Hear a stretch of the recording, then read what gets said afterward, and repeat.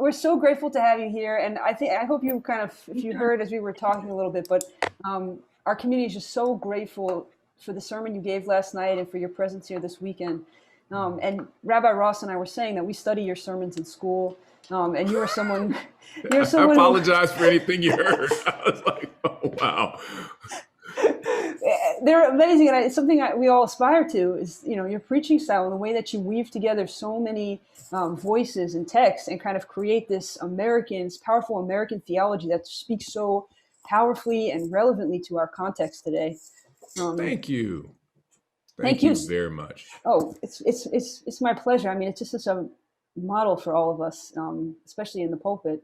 And I kind of wanted to open with a question of. Mm-hmm. What are your sacred texts as you are, bringing the Word of God?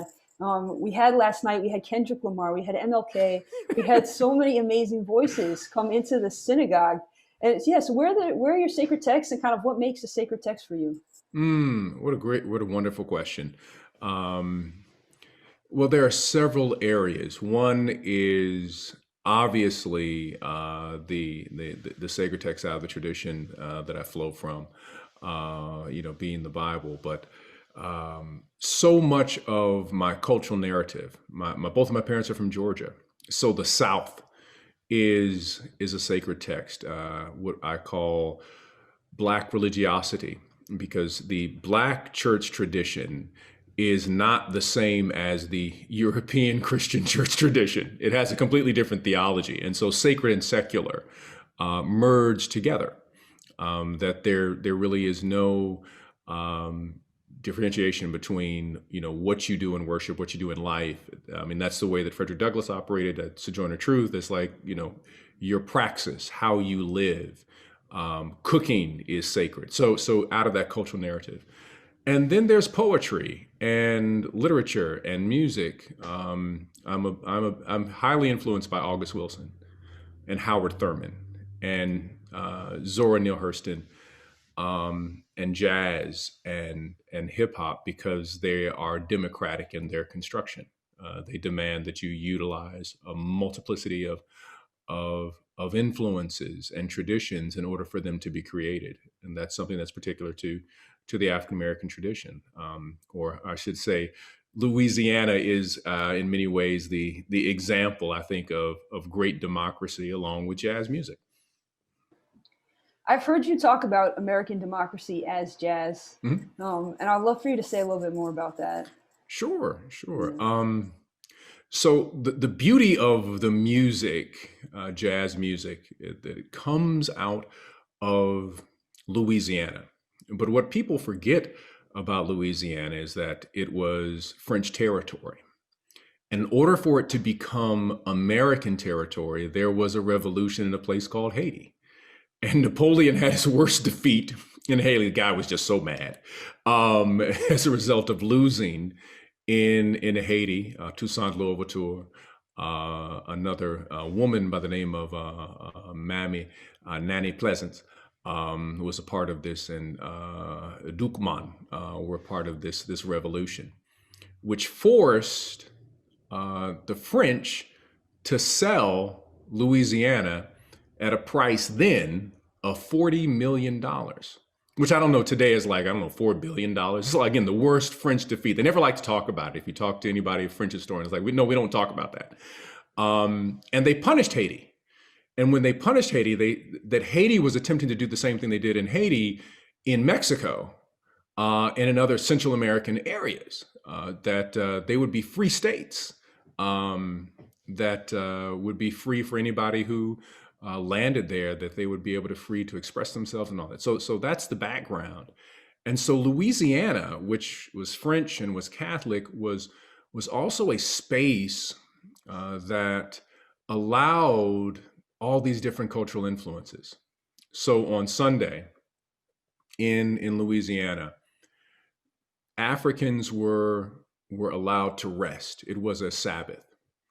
And in a place called the Congo Square, they would play the sounds, and you would hear the sounds of Africans along with indigenous Americans, because one of the things, there's this wonderful connection in Louisiana between Black people and Indians. And that's why during Certain times of the year, you have Black people that would don these costumes to honor Native Americans who hid them in the swamps in Louisiana. And so you have the sounds of the French, the sounds of Africans, the sounds of indigenous people, the sounds of the Spanish, the sounds of Germans, all these sounds together. And that was the music that eventually built jazz. And jazz is democratic in that it functions very differently, where instruments that are not supposed to play together play together. Saxophones are designed for marching bands, but it plays with a piano that comes out of this French classical tradition, along with drum sets that are using African polyrhythms, and then a bass that's you're supposed to use a bow, but you use your fingers. But each musician, each instrument is given the right to solo, meaning that I can bring to the table in the creation of the music my unique cultural heritage, and I can bring something beautiful in the process.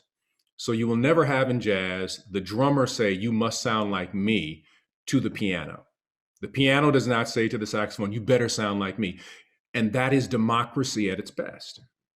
It says that we each have the ability to bring something to the table, and something new is created in the process. And so jazz teaches America about democracy. So does good gumbo and other, great, food from Louisiana and things of that nature. But those are things that are, my influences.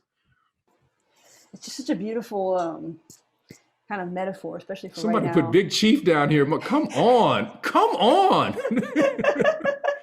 Monica, you get major ups. Thank you. We have an amazing congregation.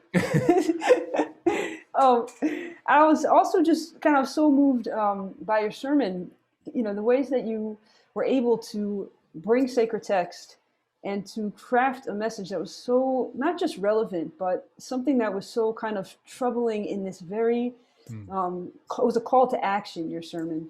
And in your ministry, you blend preaching and justice. Your work is just this exemplar of how to bring more justice for more people.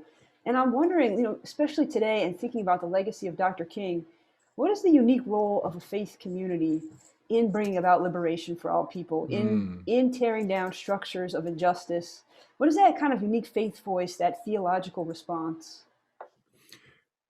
I think the faith voice is the voice that should shake the foundations, unsettle the foundations. Immediately, in an American sense, we're always looking, I want the faith voice to simply reconcile, bring peace, but there can be no peace unless there's justice. But what is fascinating to me, I said this yesterday to a class. Someone was asking about, what's the faith response? And I said, well, that everywhere you look, if you look in the Bible, the response is always a double entendre. Meaning that all the experiences, wherever you have in the text, old or new, you're dealing with a community that is dealing with exile, some type of colonialism, displacement, from Genesis to Revelation. There's this question of how can we be fully who we are supposed to be, and faith should be raising that question in a democratic society. Should be raising the question, what does it mean to be fully human? What does it mean to be a person of love? What does it mean to be a person of compassion and empathy and justice? And faith should afflict the comfortable and comfort the afflicted when it is appropriately applied. That we should be uneasy when we are in a system of power. And somebody just put the Treme in there. Thank you, Deborah. This is my favorite show, one of my favorite neighborhoods, but I digress. That is truly what faith should do. And we have to be careful. In America, there's so much empire faith.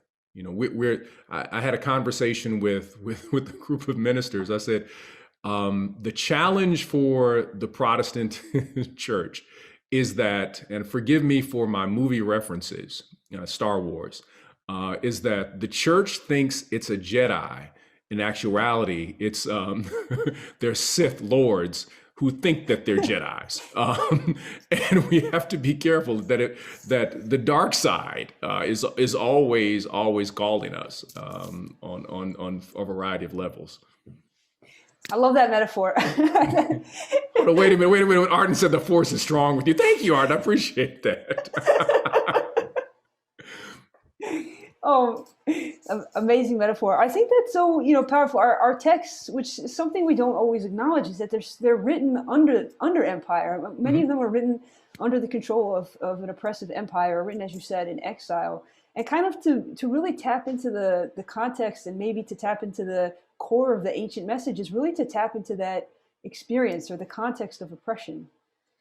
It really is. And that's the beautiful piece, that when there's conversation with kind of the African American community and the Jewish community, is that Exodus narrative, that we rest in that Exodus narrative. And the beauty of the Exodus narrative is there's a lot of comedy in it that's a whole nother thing that fascinates me. That Moses is like, really God just wants us to go and worship. And then here is Pharaoh like, oh, no, I'm God. I'm the one who's no, really, we just want to go and worship. That's all we want to do. We don't do anything. And then it becomes this narrative about production and markets and creation at the same time. And people then moving into the wilderness, and how do we become a full people? How do we become fully human? How do we live out? And then it becomes this idea of restitution, that when people end up bowing down to the golden calf, it's really we want to go back to empire. Yes. That we want to take what was, as a result of our slavery, it should have been restitution. We end up building that which we were trying to get away from. And we bow down to it. We bow down to the gold, and it becomes a bowing down to the market. And so within the African American tradition, we recognize, oh my goodness, that this narrative is our narrative.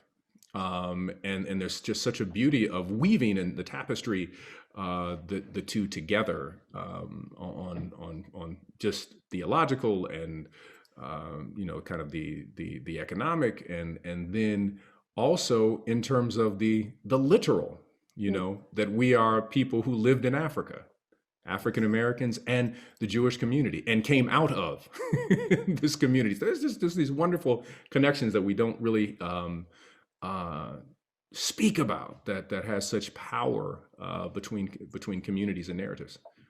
I love that. This Exodus, I think the point of the Exodus, it's just such a meeting point, this point of mutuality. For so many, I think, peoples who experience oppression and, across, and I think, the ways that we see the leaders of the civil rights movement also kind of moving internationally and taking cues from Gandhi, and, how this spirit of liberation that comes up from the Exodus and just moves to peoples who are, worldwide, and kind of funneled through and moves through America. I think it's just such this testament to the power of that story. I love the reference to the golden calf. It's, it reminded me of this. Audre Lorde gave a speech once where she says, you can't dismantle the master's house with the master's tools. And kind of this idea, really, I think what the calf challenges is this idea of nation building. You can't even use the same tools, the same kind of structures that had existed in Egypt. You have to completely start from the ground in this. So it's this Exodus is also this creative process. It's this process of innovation, of really thinking how to be new in the world. And that's really this act of prophecy that our civil rights leaders and so many Americans throughout history kind of offer these new ways of being. So I'm wondering, who are the people that you lift up alongside Dr. King, whose legacies, whose work, art, poetry kind of brought about civil rights movement, but also kind of today still animate that struggle for justice? A person that I have deep respect for and love what they have offered to this nation and to the world is a woman by the name of Fannie Lou Hamer. Fannie Lou Hamer, I think, is one of the best examples of what we should all aspire to be. A woman who was a sharecropper, did not move beyond the 5th grade, but was an organizational genius, a theological genius. And the fact that you have a black woman from Mississippi that literally goes toe to toe with the Democratic convention is extraordinary. That they literally had to turn off her speech because they were so embarrassed by what she was. She was like, she can't speak. We can't have her speak. She was an amazing human being and organizer. And her ability to lovingly teach people this new tradition who were coming from the North and wanted to be a part of the Mississippi Project to register voters, and say, you know, I appreciate you all coming from the North, but let me share a little bit about this culture that you are stepping into, this wider community, that a community of deep love. And there are certain things that you got to learn and know from your elders before you move forward. So Fannie Lou Hamer is a person that I think that we need to study more. And another person who we miss the boat on many times is Frederick Douglass. He's lifted up, but the extraordinary courage. Here is a person whose career is built prior to the Civil War, who was saying things that today would get you thrown against a wall. He made this claim that America has never really practiced Christianity. He says, you all practice capitalism. He said, but you don't, so please don't talk to me, one who was in bondage, about your God. I don't serve the God that you serve. I mean, Frederick Douglass was something else. And the fact that he went to England, had to go to England. There's a whole thing with him and John Brown. John Brown's family was like really mad at Frederick Douglass because he didn't show up at Harper's Ferry, because he said, I think there's a problem here. You're trying to free all the black people. You don't have black people involved. But that was a whole other story. So they tried to blame him, even though John Brown said, oh, he's not involved. His family was so upset that this black person had free agency, because they kind of felt that if I tell you something, you're supposed to do it. So he was blamed as the person who was the organizer for Harper's Ferry. So he had to leave the U.S. He went to Britain, and went to Ireland and Scotland, and was received as this hero. The Irish and the Scottish thought, our experience is just like yours. We will help you raise money to get rid of this thing called slavery in the United States. And they built statues in honor of him. There's one report, there's a great book by David Blight on Frederick Douglass, one of the best ones. And they said that 10,000 people would show up just to hear him speak and to hear him talk about democracy, and mix it with this spirituality they'd never heard. And so he became this hero to the Irish, Scottish, and eventually to the British, and he came back to the United States. But again, I think Douglass has that kind of spirit and spirituality. He deeply believed in this idea of love, and also that the humanity is flawed, but there's something greater and bigger than who we are that we tap into. And when you do, something extraordinary can happen in the process. So beautiful. I mean, just amazing stories. And how do we kind of live into those legacies today? I mean, how do we got this great question in our chat. Winnie is asking, and she knows about your family, and from your grandfather to your father and to you. She's calling us the Joshua generation. That you're the Joshua generation. That your father was in that Moses generation. And how now that from this perspective of Joshua, kind of the next leader, how do we live into those legacies, build into those legacies today, from where we are in our country? By being our authentic selves, rooting ourselves in this idea of the soil of love and of justice, and being an authentic self is a difficult thing.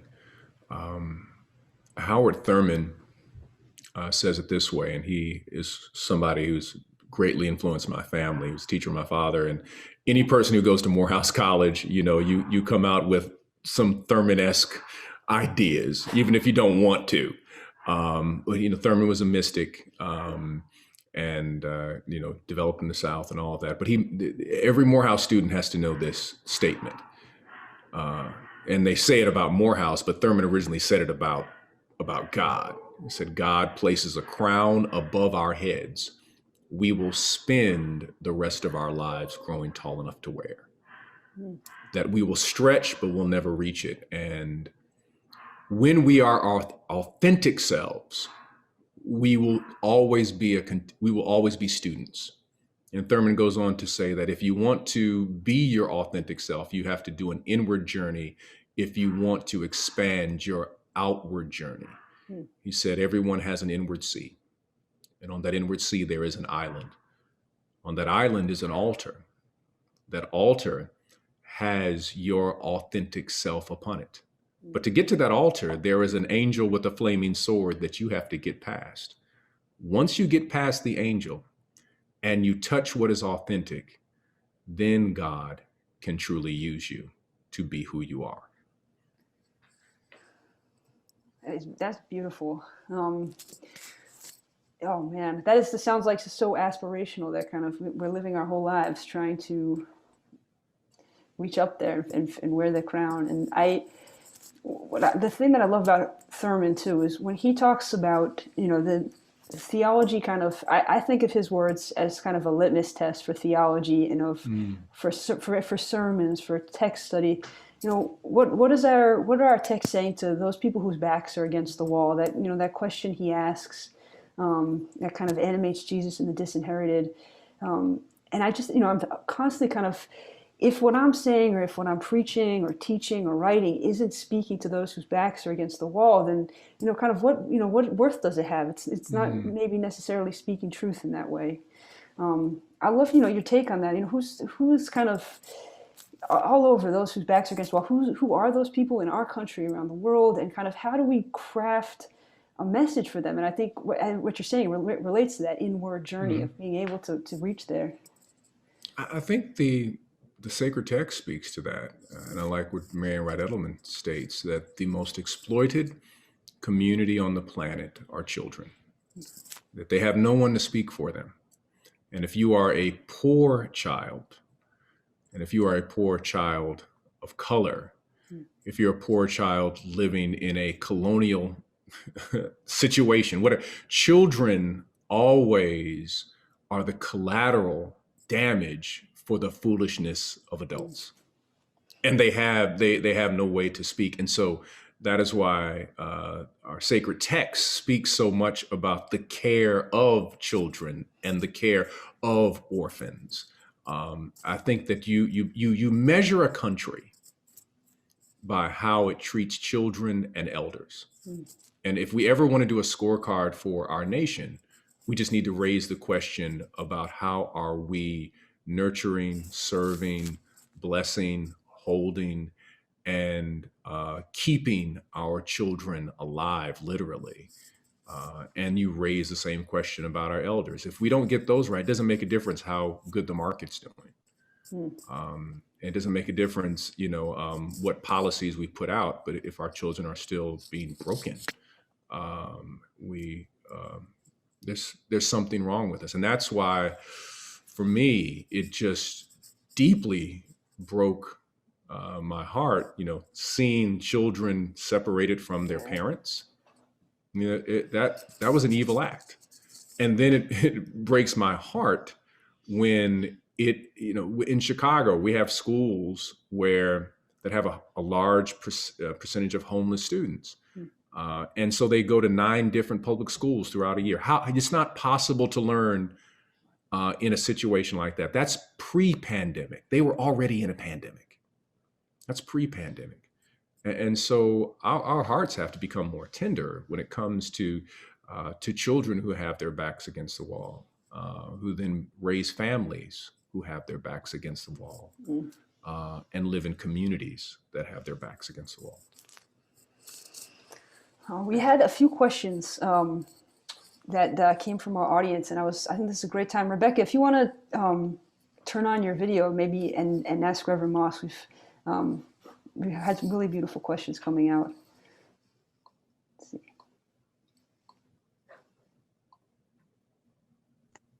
Hi, my camera's disabled, but I hope you can hear me. I'm actually an activist. That's what I do. I'm a community organizer. And first of all, I just want to thank you for your timely words last night. Thank you, It just Rebecca. gives me courage to keep fighting.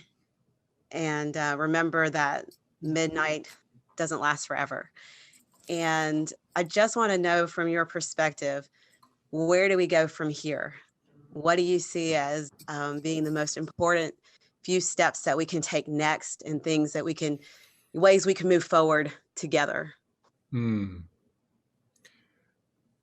believe that organizing with a moral and spiritual compass becomes one of the places. There's some mourning going on. It's that our nation is divided.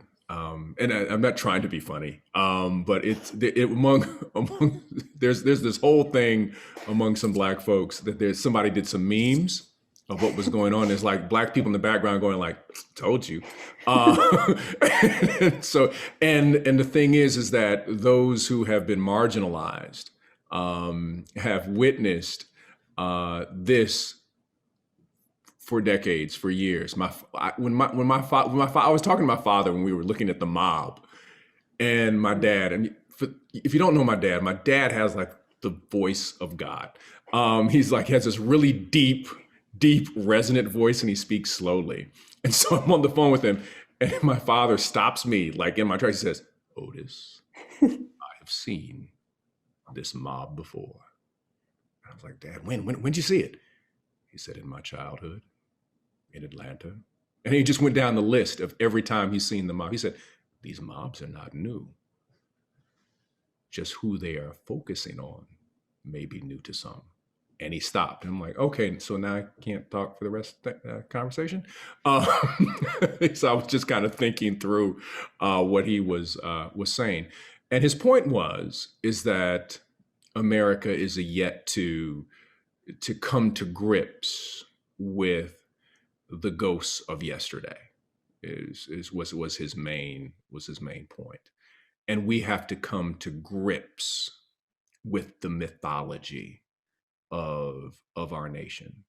And we have to organize with a moral compass and a spiritual compass that does not seek for the sum, but is still working, recognizing that we are still interconnected, even though you're fighting against me nonetheless.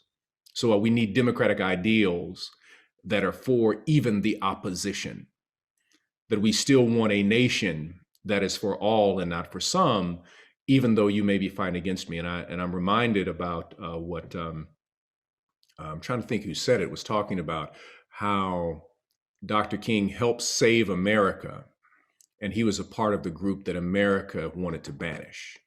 But yet he is creating a formula to help save people who don't want to be saved, but he knows they need to be saved nonetheless, which is a peculiar kind of thing, that your enemy is actually the person who is bringing your blessing in the process.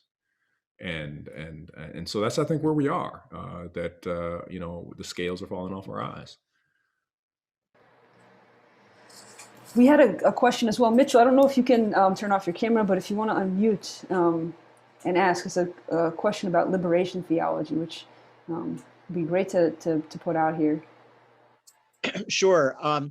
I'm ignorant and therefore curious about liberation theology. And in one of your other answers, you started to touch upon the Exodus story. And I was just wondering if you could talk about, where there are overlaps and where there are differences, in honest differences.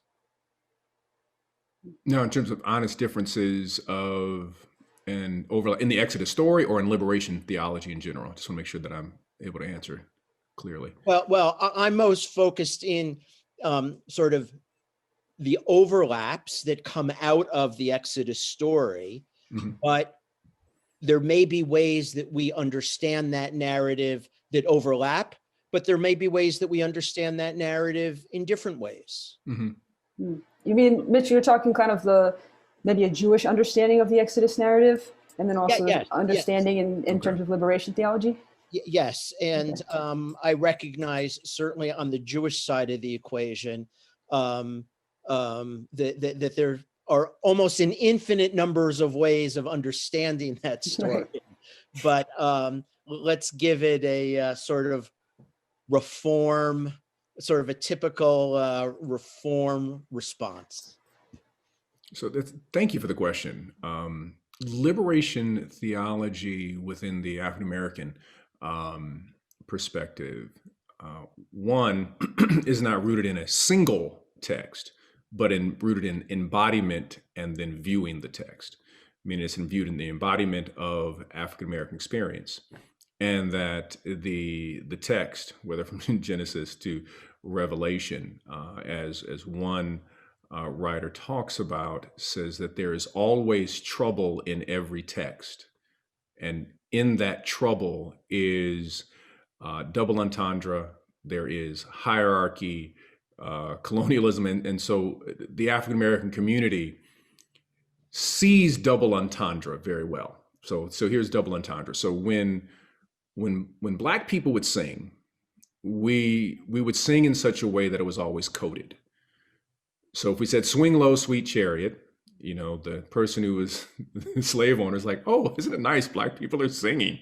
They're singing about heaven," and we're sitting there rolling our eyes like, "Yeah, wait till tonight. There is a chariot coming, and we're getting out of here." Oh, and then we would send another signal and then add to the song. It's called a remix, and then start singing "Down by the Riverside." Oh, isn't that nice? They're talking about God. No, we're talking about that when the chariot comes, we're going down by the riverside. That's how we get free. Then we change the song again and say, wade in the water. Well, what does that mean? Well, when the dogs show up, make sure you wade in the water. So it's always a double entendre. And when African Americans, when we read Scripture, we see ourselves in Scripture, not just placing ourselves. We're in it. We are present. So that's why Black people call Harriet Tubman Moses. She wasn't just, you know, a nice name. She said, "Oh, she's the spiritual. The spirit of Moses possessed her, and she becomes Moses. Literally becomes Moses because the spirit of Moses possessed her, and she's leading people to a promised land." So there's this embodiment narrative within liberation theology, and it raises the question: how does someone live fully human? Whether it's in a Genesis story, and this is the way like a Southern preacher will talk about the Old Testament, which is really hilarious. I always say there's comedy. So there's ministers. It's an old thing that they would talk about Abraham and Isaac and Jacob, but they talk about them through their faults first. Said, look how Abraham treated his wife, you know, and look at Isaac and his family, and look at Jacob and, you know, and his brothers, you know, they kind of would talk about the kind of brokenness and would see ourselves in that moment. And then you move into the New Testament of talking about Jesus, that we would see Jesus, which was, let me just back up. When the movie The Passion came out by Mel Gibson, it was the funniest thing for Black people, because I remember we went to see it like a group and people were crying in the movie, said, "Oh, it's terrible what they did to Jesus." And we're like, there's like 20 of us, and we're like, well, that's what happened to Black people. So we were beaten, we were lynched. And so it's like, yeah, Jesus knows all about our troubles. That's why we sing it. So it was a very different experience. It was like there was one group of white evangelicals who were like, oh my gosh. And Black people are like, well, our faith has always dealt with the fact that, you know, there's this person that was lynched by the Roman government. So it was always kind of this thing that was a part of our tradition.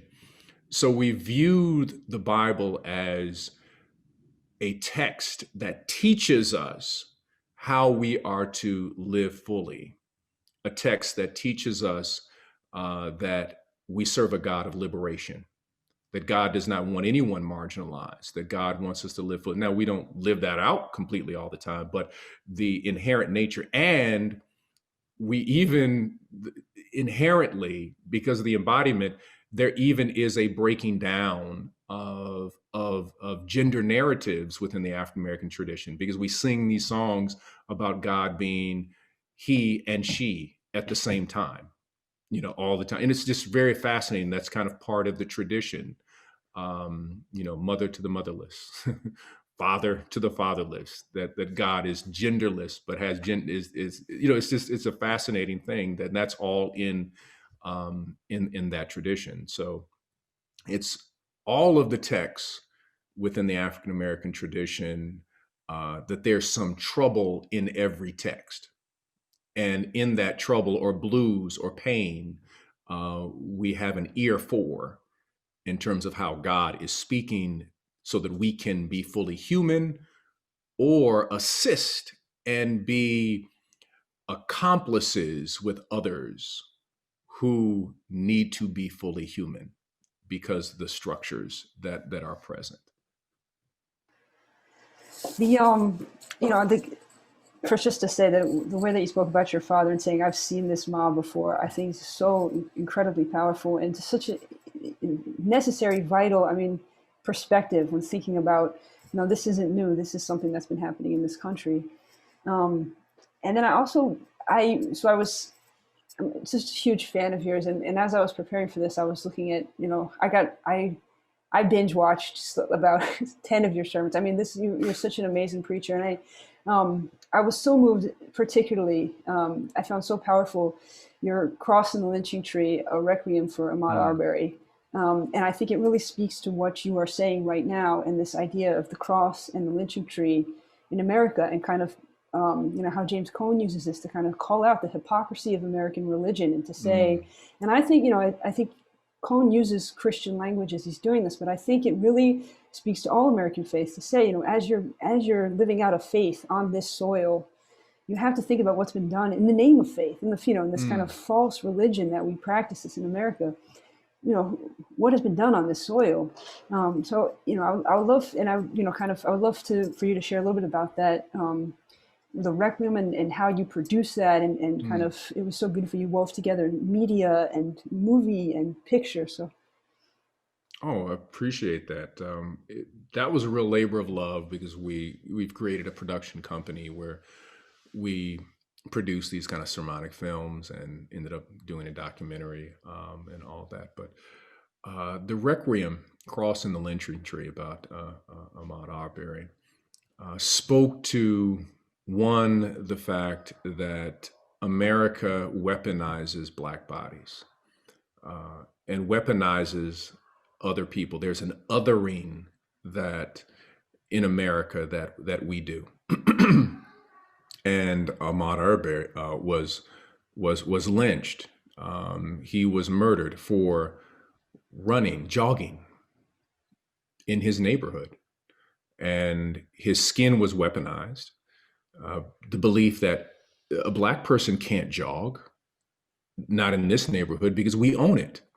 We're taking our country back, and that language of taking our country back is just like terrifying to so many Black people, because it says, what year do you want to go to? That just terrifies me.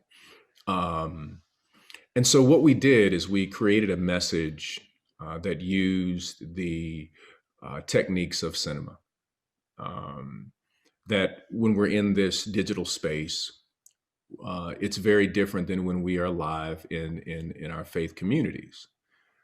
When we're live in our faith communities, we are using the techniques of theater, not because we are performing, but there is performative action, meaning that we're placing candles certain places, and we're reading text, and we have music. There is a theater performative, not in the idea that there's some falsehood, but performative aspect. Once we went on a screen, just like we're now, cinema then has to be utilized, because our brains function differently. So whenever we watch a film, they have something called editing. that we cut time, and there are close-ups, and then there are far shots, and our brains immediately make all these connections just like that. That when something is close, it means intimacy, importance, emotion. If it's a far shot, I'm supposed to establish where I am, and the entire environment is then a part of the story. So we created a sermon. I wrote a sermon, and then we actually filmed sections where I found someone as a stand-in for Ahmaud Arbery. And I talked about how many steps he took before he was murdered. And we filmed the feet running. We filmed the person running through a neighborhood. We filmed this wonderful young man who looking joyous. He's just could have been anybody's child. And that would be the last time that he would ever do this. And then we went on a journey from 1619 to today and walked through with imagery, the imagery of 8-year-old children in fields picking cotton, the imagery of the way in which Black bodies have been viewed, and then the imagery of resistance, and then closing out with the imagery of that there is hope if we are to gather together, and then sharing with people that the cross and the lynching tree, they're both wood. Go and talk about that they are both used as political tools to keep people from expressing their full humanness and the divine stamp upon them. So Rome said, shut up, I'm going to lynch you. Crucify you because you're doing something seditious against Rome. Don't speak, and throughout America, of all the different forms of lynching, it was again, you are out of your place, you are out of your element. We will lynch you because you threaten the empire by your very presence, your voice, your actions, or potential actions. And that's why, in terms of the narrative of Exodus, with Pharaoh putting out a policy of leave no child behind, of trying to kill all the Jewish children, and then Herod borrowing from Pharaoh's policy, let's kill again the Jewish children. Black people said, oh my gosh, this is a deep connection, because this is what happened to, roughly millions of Black children on their way to the United States. And if you were in the Caribbean, it was the death rate was higher than in any other place during the time period of the antebellum and colonial assignment in America. And so you see these deep connections. And so the cross and the lynching tree, America has some things it has to face. And the fact that the KKK, they like burning crosses, it's just a sick symbol, that it's just a peculiar thing to turn the symbol into a symbol of deep fear. They were doing what Rome always did. I want to turn your symbol into something that you will fear. So you should shudder when you see a cross. You should be afraid when you see someone who says they're white and Christian, that you should have some deep fear. So, you brought some things out. You had me thinking about some stuff there, Rabbi Hilly, on that one. Yeah. No, that incredible. And I'm still hearing your father saying, I've seen this before. And what you're saying is kind of, and it starts with our texts and our, most sacred texts, living under empire, writing about that experience, and just generation after generation. And just the kind of, we need to say in America, we've seen this before. And to hear you say, we've seen this before. We've seen it before. And there is, like I said, there's a deep connection between the African American community and the Jewish community. We have seen this. We know what faith that has mutated in the hands of empire looks like. We know what political policy that others people, we know what it looks like. If there's anybody who should have said, we've seen this before, it should have been us. Like, who's like, we've been here. And America's going to have a conversation with us. Like, how do we get out of this? Because it's like, we know your tricks. we know the mythology. We know the terms you use and quaintly use. I mean, my friend Raphael Warnock, the fact that they raised $415 million, they didn't attack John Ossoff, but they said they attacked him, but not in the way they attacked Raphael. Right. They said, oh, he's radical, he's Marxist, he's liberation. They kept, and they would put pictures of him, and they would alter the pictures just enough on television because they said, we want to weaponize. We know there's something in the subconscious in America that deeply fears, people of color. But I find the Georgia thing, I have to say this because it's a great joke to me, that in 1917, Georgia set up an electorate system where if you were in Atlanta, you got 6 electorates. If you were in the suburbs or villages, you got 2. If you were in the rural areas, you got 4. And it was designed in places that didn't have large populations but were white, would have more influence on who would become a representative. That was struck down in 1963. And so in 1966, the Georgia legislature put a system in place because of the 65 and 66 Voting Rights Act, and more Black people were registering to vote. They did not want Black people to have a decision on who would be senator. So they put in a system of 50+1, a system that specifically, when it was organized, was to make sure that no Jewish person or a Black person would ever represent Georgia.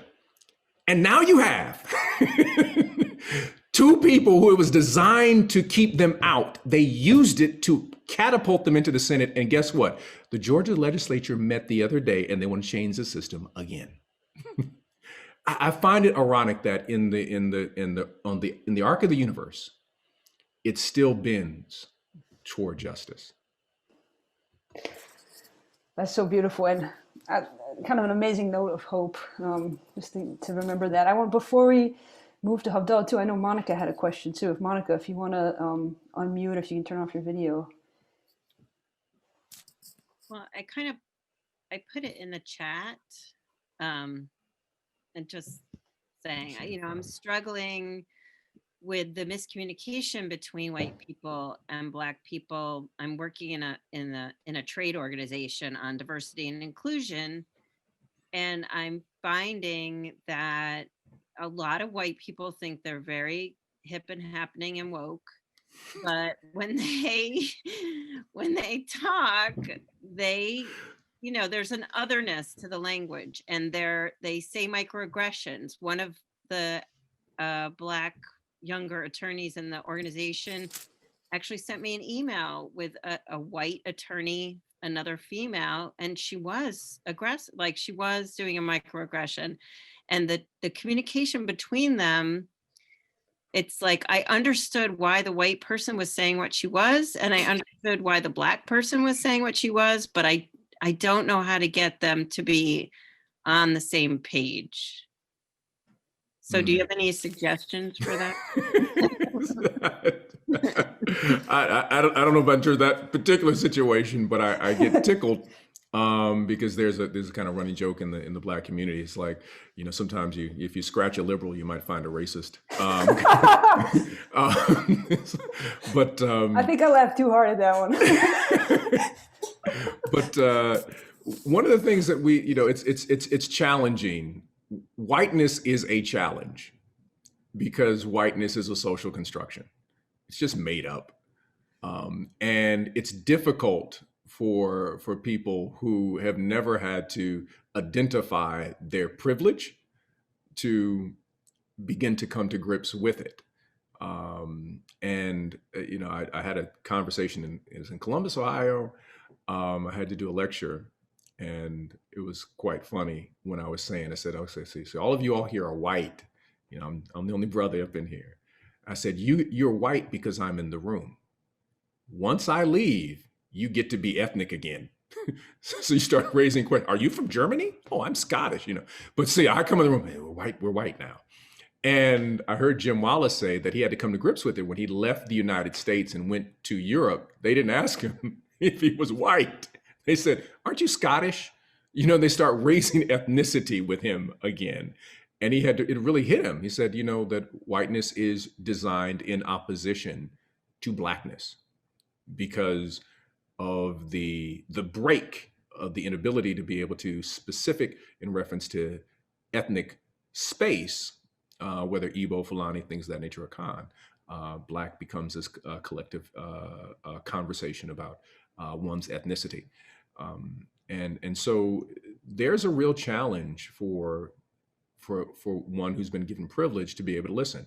I always use the example. I said, guys got to learn how to do this. I mean, it's these male-female dynamics, for our ministers, we have a large number of sisters who are ministers, and they're like, people will ask them questions they would never ask a guy. Like, why don't you smile? He's like, you look so serious all the time. Why are you, we'll comment on what they're wearing. I don't know if that robe is appropriate for you. What do you mean? It's a vestment. They're always the same. So maleness, and whiteness, these things where we identify privilege, we have yet to identify our privilege, that we've got to come to grips with it. But when we do, when we have these wonderful conversations and we are loving and honest in those conversations, we begin to realize, oh, wow, I didn't realize that I was dominating the entire conversation for the CEO who's a woman, but I acted as if I was in charge. Mm-hmm. Yeah. We have to come to grips with those things, and every organization really has to have that kind. I really believe some good training, because it makes an organization better. It makes a company better. It makes, if you've got a small business and you have some training, you end up interacting with people in a completely different way, and you have loyal customers in the process. Organizations that do that, just do better. I think it was Ford years ago, they were going to move into Brazil, and they were going to promote the car called the Nova, but they didn't have anybody from Brazil who was on their team, and they couldn't understand why the Nova would not sell. Well, Nova in Portuguese, I guess, meant no-go, and so nobody was going to buy a car that was the no-go car. And they realized that they had completely messed up because they were so arrogant in their cultural framework that they could not critique themselves and be taught. Oh, this has just been an incredible conversation. And, it's really making me think too.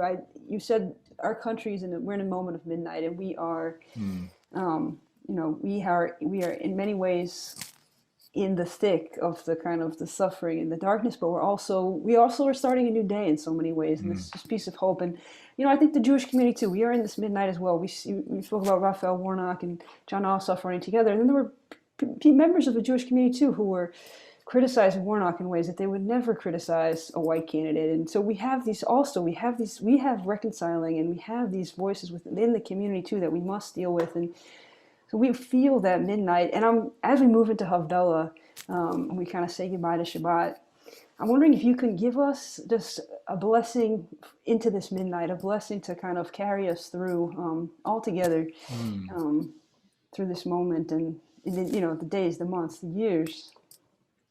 I will offer a merging of two traditions. I'll usually do it. I love a poet by the name of John O'Donohue. And I love the African-American Pentecostal tradition, which is the tradition that believes that the Spirit of God is in us and operates now and is loose in the world, creating holy mischief everywhere. That if you connect with the Spirit of God, holy mischief is on the way in your life. And the blessing simply goes this way. May the peace of God be with you. May the peace of God be with you and with you. May no demonic force enter your household. May God place a hedge of protection around you and yours. May every corner and crevice of your home be filled with the light, the joy, the laughter, and the challenge of serving God. May the road rise to meet you. May the wind always be at your back. May the sunlight of God grace your cheek, and may rain gently fall on your field. May we be accomplices in work to build a new nation, not just alliances, but accomplices, that we may mourn together, bleed together, but ultimately birth a new world together. May God hold us, and may God keep us. Until we meet again, may we turn our midnight into a new morning. God bless. Amen. Thank you. God bless. Amen. Thank you, Reverend Moss. Oh, thank you, Rabbi Haley. Thank you. Thank you. I would love, I'm carrying that into Havdallah. And I would love to invite our Rabbi Berman and cantorial intern Jenna McMillan and Rabbi Ross are going to join us and lead us in Havdallah tonight. And I want to really thank everyone who participated in this conversation for joining us today and sharing your questions and posting in the chat. Thank you.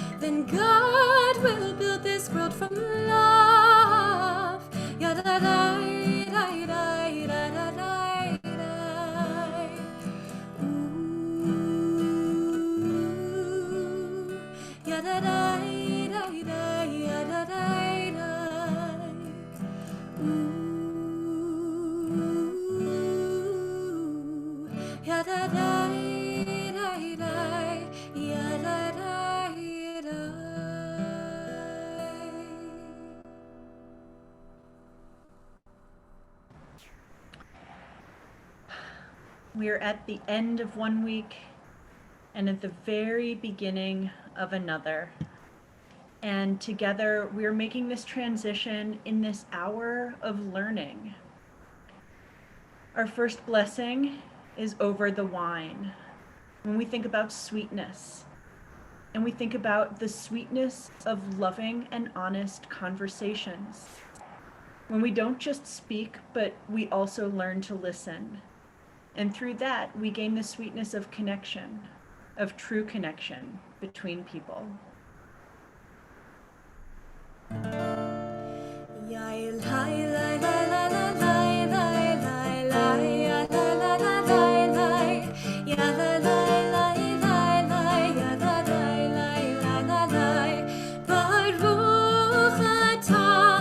Adonai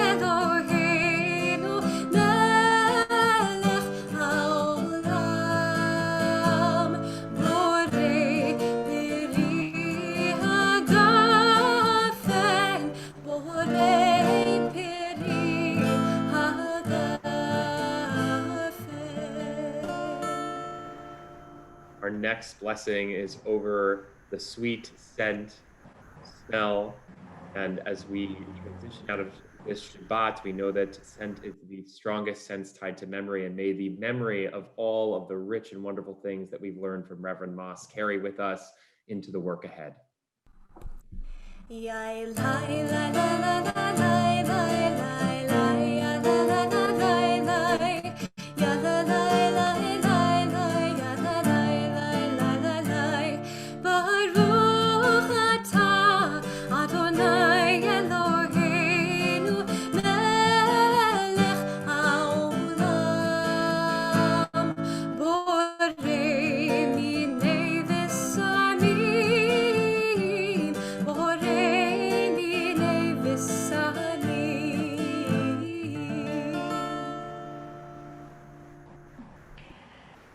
As Reverend Moss has taught us, it is midnight in America. And our task as a community and as individuals is to bring the light into this world. In partnership with our siblings in the Black community and with all allies of conscience, moving forward into the light as allies and accomplices.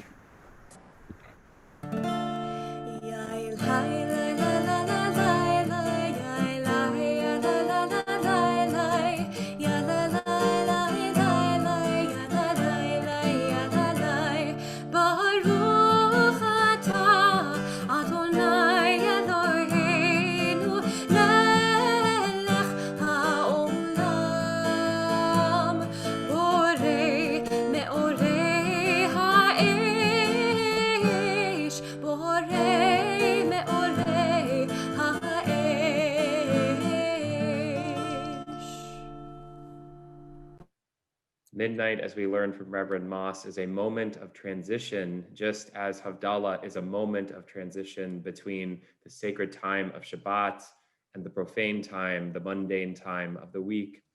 And may we know in the weeks and years to come, a week that is filled not with mourning, but with morning in America.